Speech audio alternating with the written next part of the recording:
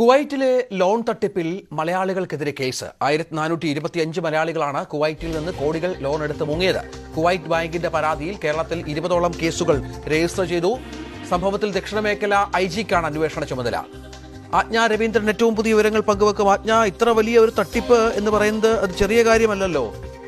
700 കോടി രൂപയുടെ തട്ടിപ്പാണ് ഇത്. ഈ മുങ്ങിയവരൊക്കെ എവിടെയാ? കേരളത്തിൽ തന്നെ ഉണ്ടോ? മറ്റെന്തൊക്കെയാണ് വിവരങ്ങൾ?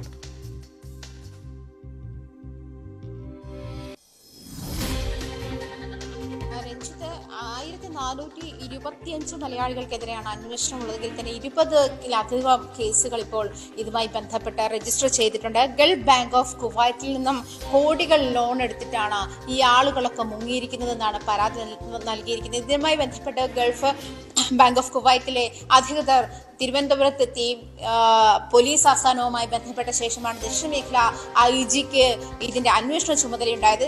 ദക്ഷിണ മേഖല ഐജി ഇതിനെ സൂപ്പർവൈസ് ചെയ്തുകൊണ്ടുള്ള ഒരു ടീമായിരിക്കും ഈ അന്വേഷണം നടത്തുക. ക്രൈംബ്രാഞ്ചിലേക്കും അന്വേഷണം വ്യാപിപ്പിക്കാനാണ് സാധ്യത.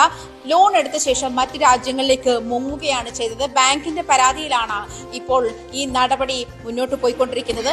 ബാങ്ക് തട്ടിപ്പുമായി ബന്ധപ്പെട്ടാണ് ഈ തട്ടിപ്പുമായി ബന്ധപ്പെട്ട കുവൈറ്റ് ടീം കേരളത്തിലെത്തുകയും ഇതുമായി ബന്ധപ്പെട്ട രേഖകൾ പോലീസിന് കൈമാറുകയും ചെയ്തിട്ടുണ്ട്. നമുക്കറിയാവുന്നതുപോലെ 20-ലധികം കേസുകളാണ് ഇപ്പോൾ FIR രജിസ്റ്റർ ചെയ്ത കേസിൽ അന്വേഷണം തുടങ്ങിയിട്ടുള്ളത്. 20-ലധികം കേസുകളാണ്. പക്ഷെ 1425 മലയാളികളാണ് ഈ തട്ടിപ്പുമായി ബന്ധപ്പെട്ട്. ഇതിൽ 700-ലധികം പേര് നഴ്സുമാരാണ്. അതും കുവൈറ്റ് മിനിസ്റ്റീരിയൽ ലെവലുമായി ബന്ധപ്പെട്ടുള്ള ആളുകളാണ്. ഈ നഴ്സുമാരാണ് ഇതിൽ പങ്കാളികളായിട്ടുള്ളത് എന്നുമാണ് വ്യക്തമാക്കാൻ കഴിഞ്ഞിരിക്കുന്നത്.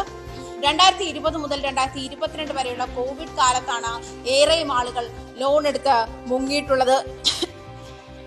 60 ലക്ഷം രൂപ മുതൽ 2 കോടി വരെ രൂപയുടെ തട്ടിപ്പാണ് നടത്തിയിട്ടുള്ളത്. അതായത് 1000-ന് മുകളിൽ മലയാളികളായുള്ള ആളുകൾക്കെതിരെ നടപടിയുണ്ടാകും. ഇതിൽ 700 പേരോളം നഴ്സുമാരാണ് എന്നുള്ളതും ഏറ്റവും പ്രധാനപ്പെട്ട കാര്യമാണ്. ആജ്ഞ രവീന്ദ്രനാണ് വിവരങ്ങൾ പങ്കുവച്ചത്.